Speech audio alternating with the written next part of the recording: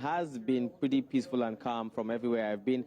Presently, I am in Oshogbo local government, Ward 5, Unit 5. This is where we took off from, where we started the whole process for today from early in the morning.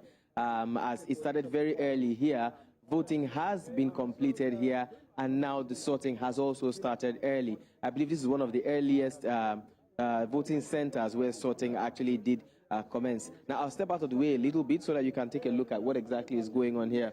The INEC ad hoc staff, talking about the youth corps members, have already addressed the party, the party representatives here, have read out the rules of engagements, like I like to call it, and have explained everything that will go on in the sorting. Now, what interests me is the fact that the party representatives are very well aware and well educated as to what exactly should be the operations of the ad hoc staff.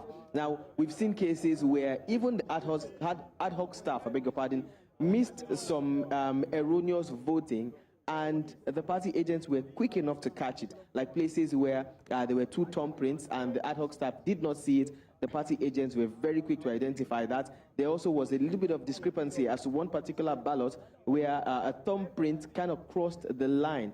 Now, according to INEC rules, it's the percentage of the part that crosses the line. The part with the greater percentage is the part that is counted as the party that's been voted for.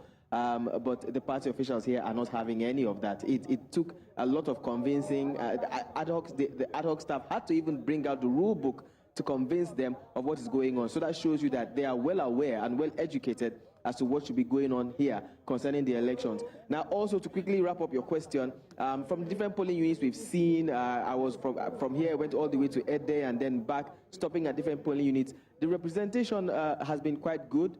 Voters did eventually come out, and they came out in good numbers. There was privilege and preference given to the elderly first, people living with disabilities, pregnant women, nursing mothers, and then the rest of the lot. So yeah, people did actually come out very well as compared to Ekiti State, which we were in last month. I can say that up until now, it's been a pretty good turnout, and the election has been going on smoothly so far. All right, Bernard, we'll be back with you in a second. Stay on the line. We have Amadine Uyi also joining us. Amadine, good to see you. Can you tell us where you're reporting from and what the current scenario is?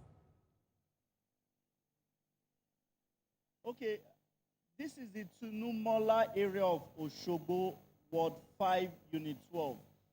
We came here, they finished, the voting process has rounded up. We heard that at this polling unit, they have about 1,307 registered voters. But you can see behind me, you can see the INEC officers, the staff working. What they are doing now, if you notice that the staffs are cancelling out some unused ballot boxes.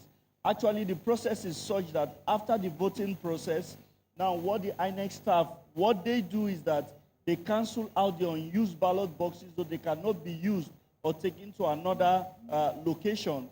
Then after this process, the used ballot papers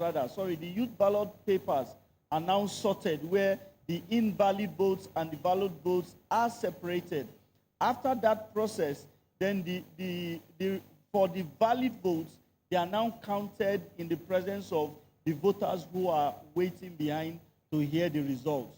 So the process started at exactly 8:30 a.m. this morning and ended at exactly 2:30 a.m. as mandated by INEC.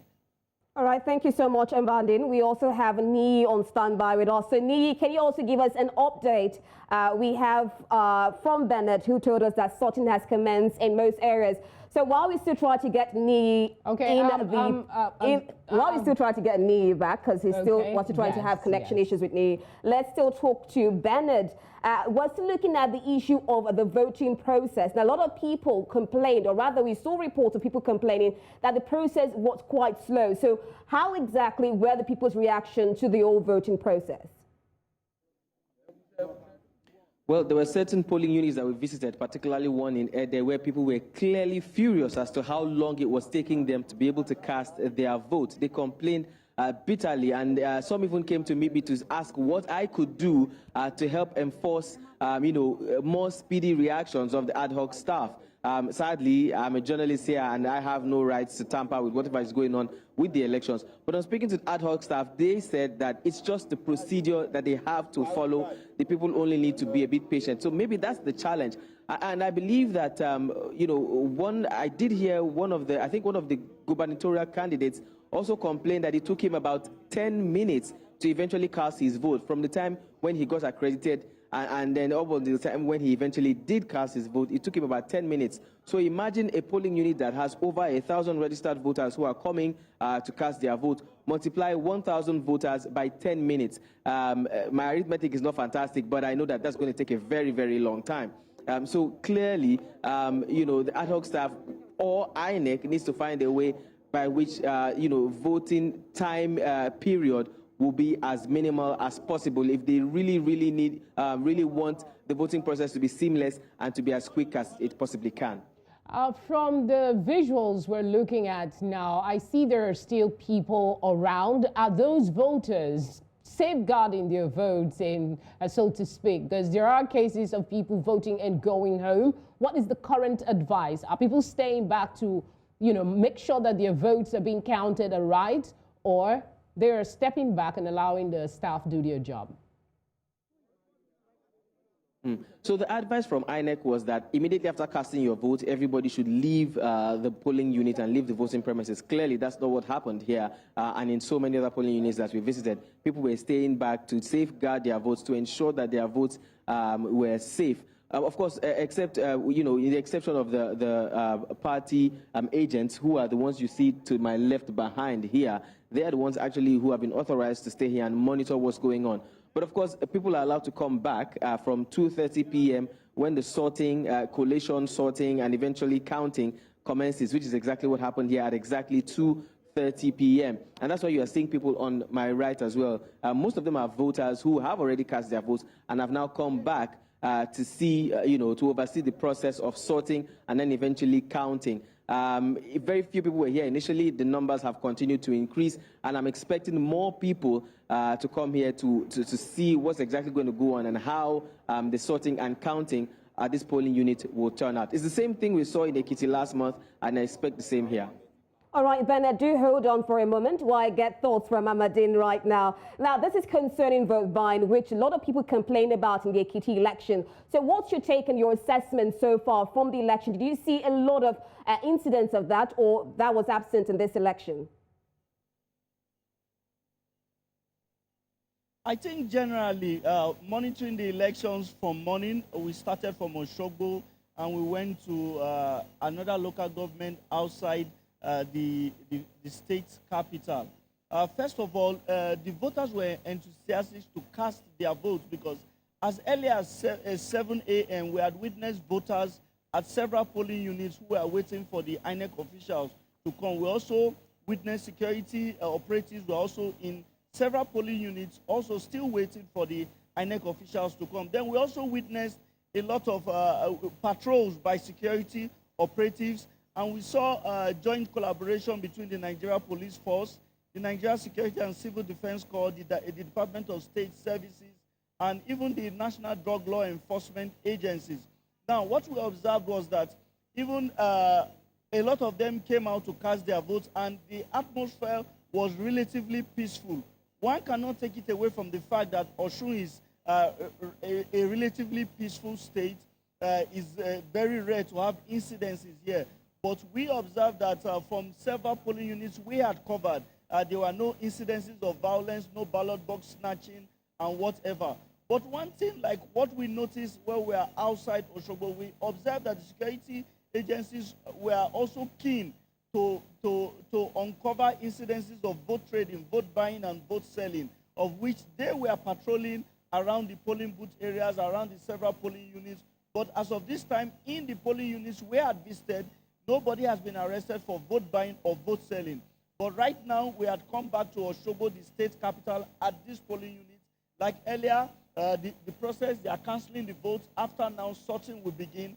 And then also, there's a large crowd of voters who are waiting anxiously, who want to be part, or who want to ensure that the vote, the counting reflects the manner which they voted. I'll just try to pan a little bit here, a little bit, and you see that so many of the voters are waiting. There is this barricade where they are waiting. They are hoping that when the INEC officials start counting the votes and then declare the result, they are sure that it reflects the true will of the people at this polling unit. A lot of security you've mentioned is being put in place. Thank you very much, Amadine, for that update. Let's come back to you, Bernard. I don't know if we have Nii yet. As soon as we have Nii, I have a question for him. But either of the two of you, who covered the Woru area? At a point, we know that voters were complaining about open ballots, that it seems the booth where they're supposed to vote is open. How was that resolved? Anybody who has that information, of the two of you, can go ahead and take it on.